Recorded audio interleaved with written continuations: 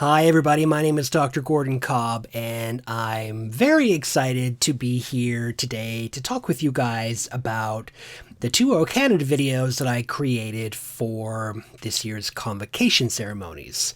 There was the graduation convocation, and then there was also the installation of our new Chancellor, Kim Baird.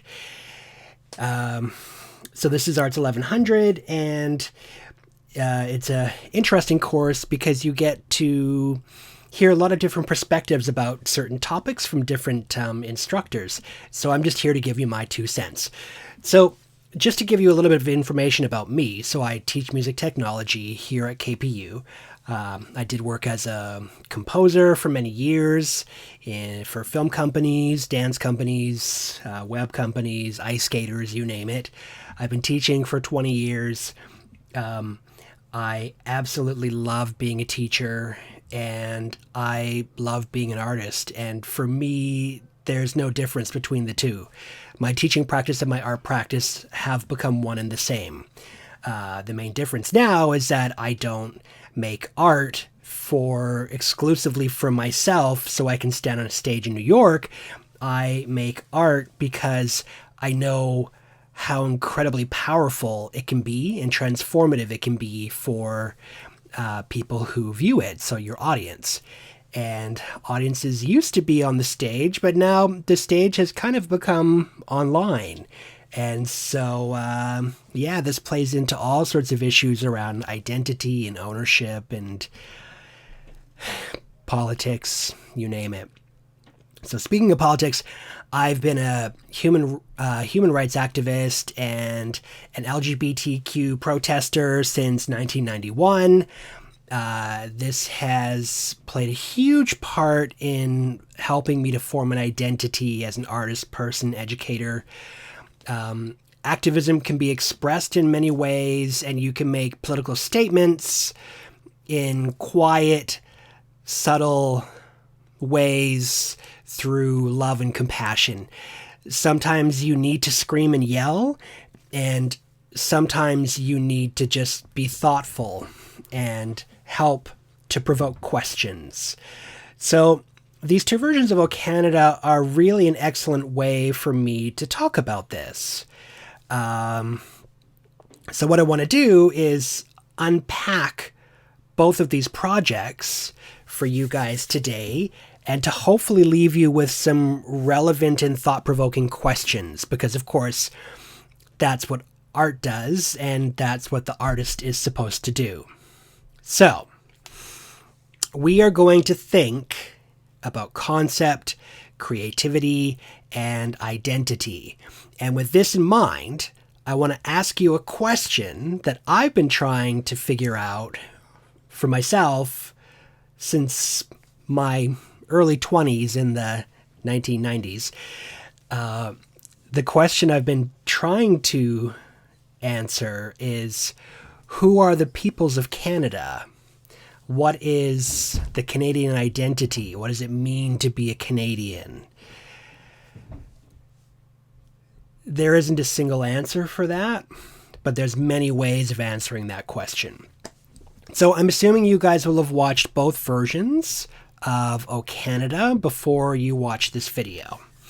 And the hip-hop version was created first, and then the acoustic version was made afterwards. The acoustic version wasn't what I originally had hoped to make. The hip-hop version was exactly what I'd hoped to make, and I had a completely different plan for the other version of O Canada that would have been part of Kim Baird's Chancellor installation video.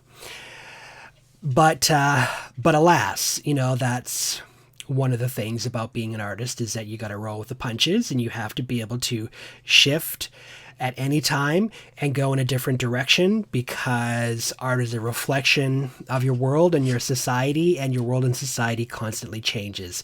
Who doesn't know that more than human beings living in 2020? So let's maybe jump in first to taking a look at the hip-hop version of O Canada that I created for the KPU Fall 2020 graduation convocation. All right, so we're going to look at the hip-hop version of O Canada first.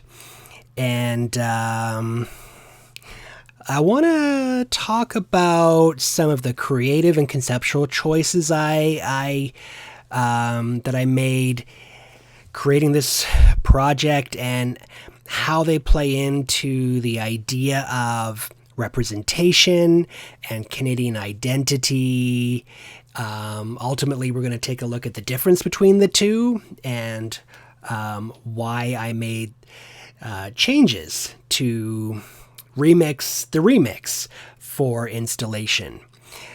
All right, so I'm assuming you'll have already watched this. So this opening section here, O Canada, where pines and maples grow. So while I was doing research into the use of gender in the O Canada lyrics, I discovered that there's actually two other verses of O Canada. So O Canada actually has 3 verses, but it's only the first verse that people actually that people actually sing. But the second verse was so lovely, I thought, wouldn't it be great to start with this second verse and to ensure that there was an opening slide in convocation that would explain that I didn't make up these lyrics, that these are the rarely performed second verse lyrics, and also to have a traditional representation of Canadian. So in this case, it is a Caucasian Canadian English speaker, obviously, singing a traditional verse of O Canada, even using a very traditional looking font. So this is almost like calligraphy. And calligraphy to me always makes me think of white privilege. It makes me think of class. It makes me think of race. It makes me think of all sorts of things that I think create a subtle sense of this is a conservative interpretation of O Canada. And this performer here is Lauren, and she was a music student that I worked with in the music department, and she's absolutely amazing. She's an incredible vocalist. She's a wonderful person. She's super professional. She completely understood where I was coming from with this video politically, and she was such a great young person to work with, and she did an incredible job harmonizing with herself. So this sets the stage. So you think, oh yeah, this is what the sort of thing we would normally see when we come to a convocation. A Caucasian English speaker comes up and sings O Canada, sings it perfectly, knocks it out of the park. And I'm sure for all people of color, they're probably thinking, typical, whatever, I don't see myself in this. And the whole point of starting out this way is so that I can create a discourse or a dichotomy or a comparison as we slowly start to morph into this new world that is very contemporary. It's very, it's done in kind of a comic book style. It's influenced by social media and pop culture and graphic novels and all the things that I love. And so you can see that I start to apply this process to Lauren, and you see that we're going into this crazy space. You see this animation of this warping energy field, and then suddenly, bam! we see this super, super funky, cool South Asian guy playing the tablas in neon colors, and the audience is probably thinking, what in the heck am I looking at? But I think I like it. And then we morph into this super digital, super processed, super colorful, multicultural representation of O Canada that is sung in, I think, 6 different languages. So English, French, Italian, Punjabi, Urdu, and Mandarin. And so the first scene that we have is this amazing performer here. This is Samantha Jack, who's a KPU student and a young Indigenous political activist. She's super awesome. And I really wanted a young Indigenous woman to sing the lines, "O Canada, our home and native land," because it's a play on words. It wasn't written, our home and native land wasn't meant to represent Native or Indigenous people, but in my version of Canada, it does. So this amazing young tabla player, his name was Arshdeep, and I met him through one of my students in music technology class, and he came in and he did such an amazing job, and he's got this great energy.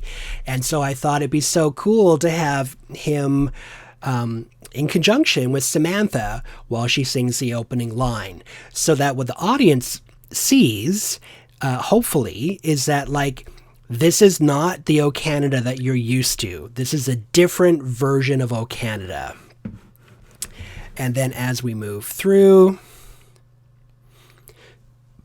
we see Jono here. He's singing in French. And then here we see Wajia and her sister Maimuna, who are both KPU students, and they did an amazing job translating their line into Urdu. Of course, again, with our super cool tablas player. And then we have our 3 Punjabi guys, and they're just so fierce. I love these 3 guys. They were so great. It was Amanpreet, Gagan, and Navjot, and they just brought such a strong energy, strong, lovely energy to this production. And then we had Wendy here singing in Mandarin, and then Raphael here in Mandarin, and then that's basically the entire cast. Jono comes back, he sings in Italian because he's trilingual. And then Wendy sings in English. And then the biggest surprise of them all is we go to Amanpreet here, who was one of my students in music tech, and he is a very successful hip-hop artist online, and I asked him to write a hip-hop sequence, an 8-bar hip-hop sequence about his experience coming to Canada as an international student and what KPU meant to him. And he did such an amazing job representing, I think, the voice of his generation, coming here from New Delhi and trying to figure out what Canada is all about. And I think, he says KPU really helped him figure it out. And he loves how multicultural Canada and KPU was. So yet again, this is not your parents' O Canada. This is not the O Canada of the 1970s or even the 1990s. This is supposed to be the O Canada of 2020. And I wanted everybody at KPU to be able to somehow see themselves in this video. No matter what color you are, where you're from, how old you are, I wanted you to feel like there was a very multicultural representation, because that's what I think the identity of Canada is one that is multicultural, that's multi-generational, that where there's room for everybody and everybody is a Canadian. So then, because it's COVID times, of course I couldn't have a choir, so I had to film every single student individually in front of a green screen, and then I composited them all together into a choir to create this beautiful shot of all these amazing young people with all this potential singing together in harmony and celebrating what the future of Canada is, which is this cross-section of amazing people from all over the world. So there it is. That was the first version of O Canada. Okay, so let's switch over to the acoustic version, which was the second version of O Canada that I created. Now, originally, I'd hoped to make a version that was performed by a young Indigenous person, preferably an Indigenous woman, and in an Indigenous language, in a traditional Indigenous language. And this was very difficult. I chased a number of different leads and talked to so many different people, so many emails, so many attempts, and we got close a couple of times, but there were some barriers, and I'm not going to tell you what those barriers are because I'm hoping that maybe we can talk about them in class, because it's a great way to help to unpack these videos and concepts of race and identity and representation. So there were two main barriers, and because these barriers were unsolvable, I had to very quickly come up with a second version of O Canada for Kim Baird's installation, which was actually going to be broadcast the day before Convocation. And so I thought, well, I could just take the O Canada video that I'd already made and strip away all of the processed, all of the overlaid processed imagery, and just bring it back to something that's a little bit more pure and a little bit more straightforward. So I took out the second verse at the beginning. It's just the O Canada verse that we all know, and there's no like comic book style processing, and it's just our students looking amazing, singing the exact same lyrics, but with a red backdrop. The red backdrop is actually taken from the official colors of the KPU logo, as is the thought bubbles. The background of the thought bubbles is KPU red. And here we just see our students singing. There's no explosions, there's no fireworks, there's no processes on their faces. You see them as they are, and they come together and they sing as a group of amazing young people, and it's short and sweet. It's only 1 minute and 15 seconds long, and what it was meant to do was to set you up for the following day.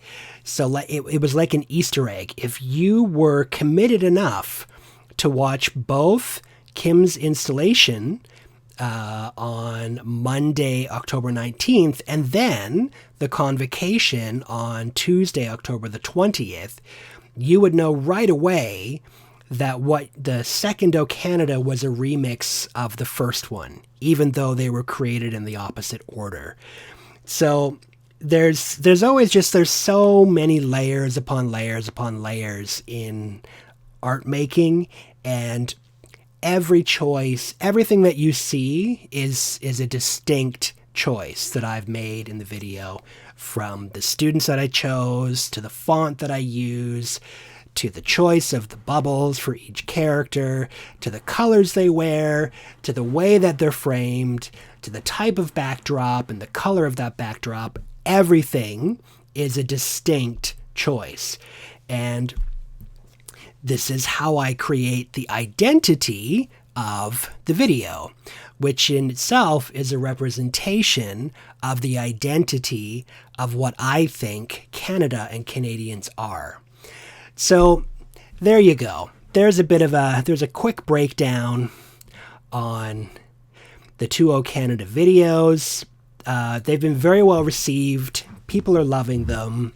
I love both products. I'm super proud of what I made, and I'm hoping now that I can leave you with some questions. Okay, so now that I've sort of unpacked the two different versions of O Canada, I want to ask you some questions. So the first question is, what is the role of the artist in today's society? Second question is, how do these two videos reflect today's Canadian identity? And the third question is, how does representation factor into both projects, and how is representation political? And you've got to consider, too, that the representation in both videos is similar but different. So some of the content is the same, but the way that they've been designed is different. Why is that? Why is it designed one way for Kim's installation and another way for the grad convocation? Because, of course, there's conscious choices that I made for both. So there you are. That is your assignment, is to figure out answers to those questions. And these are not factual questions. They are not objective questions. Like, there isn't one answer. These are questions that will likely lead to other questions. And that's what my goal is to get you asking questions that lead to more questions, that lead to more questions, that lead to more questions. Because the more times you answer these questions, the more you're having to think about your own world, your own life experience, and how you're able to bring your own experience into play to answer these questions. And every time you do that, you'll learn a little bit more about yourself, and you'll start to slowly develop a sense of self or a sense of identity. And so, whenever you can engage in creativity, there is always a political element to it, because art just is innately political. Even if you don't want it to be, it is, because every choice that you make as an artist is based on your own thoughts, biases, and assumptions. And those are all political things. They're just political. They just are. So I hope you enjoyed this mini lecture. I hope it's given you lots to think about. I hope you love the O Canada videos. And I hope you watch the convocation video and the installation video. Even if it's not your year to graduate, you should watch these, because it's part of your university identity. These are part of the identity of KPU, and you're part of that identity. You contribute to that identity as a student here. So I hope you enjoyed this class, and keep thinking, keep creating, and be inspired and work hard. And remember that us instructors really appreciate everything you're doing in these COVID times. And I wish you the best of luck with this course. Okay, thank you.